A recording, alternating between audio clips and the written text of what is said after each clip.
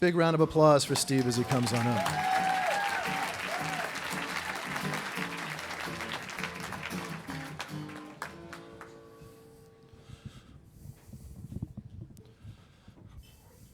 In our section of Niles, Illinois, the backyards all measure exactly 30 feet by 40 feet, but the Dwyers' backyard is first among equals.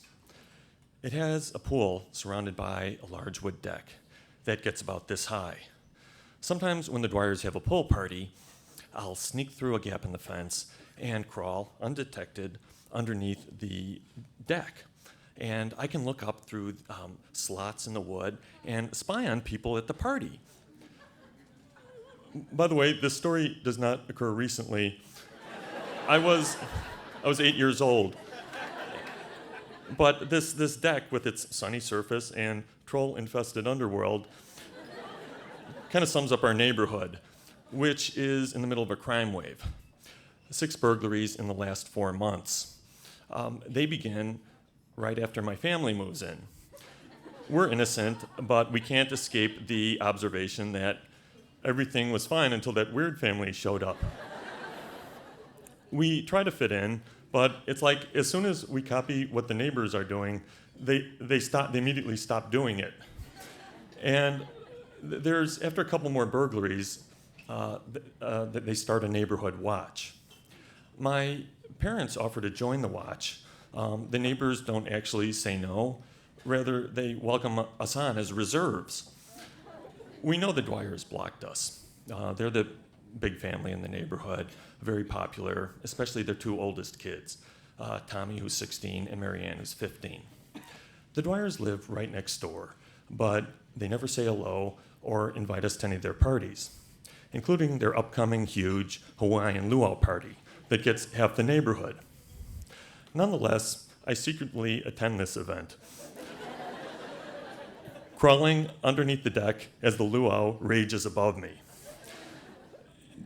Near the center of the party, I hear Mr. Dwyer. He's holding court and he's telling stories, and he has everyone laughing about something, which turns out to be my parents.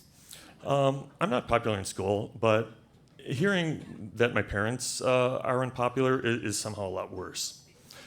The following week, big surprise, we have the Zimmer family barbecue, which features Zimmers, pineapple marinated ham, and despair. My parents choose this moment to announce that we're going to do our own neighborhood watch, which sounds pathetic, except that I think they're worried about, they just want a way for my little brother and I to cope with these burglaries. I've been having nightmares about the robbers coming into our house. I must be a conservative kid because the robbers are always hippies, and they laugh and give us the peace sign as they're shooting us. But my little brother's more deeply affected. He'll get up in the middle of the night and just stare out the window at the street for hours. And he was only 4 years old. So we start doing this family watch for an hour every night. And it's a great family memory, just sitting there with my mom or dad, looking out the window and having their undivided attention. My parents fight a lot. They're even unpopular with each other. But this one time, they stop. It's the closest I'll ever be to my family and the most hopeful about how things will turn out for us, because I've been convinced that something horrible is going to happen. 2 months later, the end of summer, it's a very warm night, which means 2 things. I'm wearing my bright orange summer pajamas, and the window's open. Around 2 a.m., something brushes against my leg. I pretend like I'm still asleep. There's whispers and warm breath near my face. Then someone grabs my arm. It's my little brother who I share the bedroom with. I'm like, what? He says, the Dwyers are getting robbed. So we go and look out the window, and sure enough, their house is dark except for a light on in the basement. And there's no cars in the driveway. So we go and wake up and tell our mom, and she calls the police and wakes up my dad, in that order.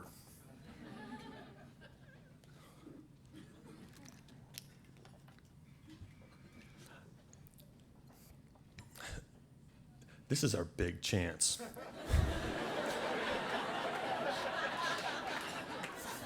We're going to save the Dwyers. The police show up. Several squad cars, lights, sirens, and they pull 5 very sketchy-looking teenage guys out of the Dwyer basement, along with Tommy and Marianne Dwyer. By now, half the neighborhood's out walking their dog, even if they don't have a dog. And people are coming up to us on the lawn. They're like, "What's going on? Those other kids why are the police questioning them? Are they criminals?" Nobody knows. Those 5 kids aren't from around the neighborhood, which is really weird because Tommy and Marianne know everyone in the neighborhood. They've practically been in every house in the block.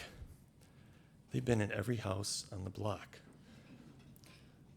There's no arrests, but the neighborhood watch turns into Watch the Dwyers, and the burglaries stop cold. That night changes everything. The Dwyers eventually move away in disgrace. The neighborhood is safe, and we're no longer the weird family. We're the weird family you don't fuck with. Thank you.